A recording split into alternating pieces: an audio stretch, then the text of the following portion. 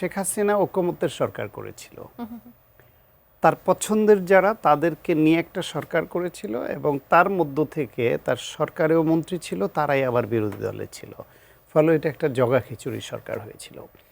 গণতন্ত্রে আসলে এই ধরনের বিধি ব্যবস্থা কারোর জন্য মঙ্গলজনক হয় না। কারণ হচ্ছে জাতীয় সংসদে যদি সরকারকে চেস করবার মতো, তাদেরকে চ্যালেঞ্জ ছুড়ে দেবার মতো, তাদের ভুল ত্রুটি ধরিয়ে তাদেরকে প্রেশার ক্রিয়েট করবার মতো বিরোধী দল না থাকে, তাহলে ওই জাতীয় সংসদ কখনো কার্যকর হতে পারে না। বাংলাদেশে যেরকম 1971 সনের যুদ্ধের পরে অনেকেরই এখন মনে করেন যে একটা জাতীয় সরকার না হওয়াটা ভুল ছিল। জাতি গঠন করবার জন্য, রাষ্ট্র গঠন করবার জন্য যুদ্ধ পরবর্তী বিধ্বস্ত একটা দেশে যদি জাতীয় সরকার হতো, এককভাবে শেখ মুজিবই মহাক্ষমতাধর হয়ে না উঠতো, তাহলে যে ভুলগুলি হয়েছে হয়তো হতো না। ঠিক একইভাবে 5 আগস্ট পরবর্তী সময়ে অনেকে মনে করে যে এইটাকে তখনই জাতীয় সরকার হওয়া উচিত ছিল, কিন্তু হয়নি।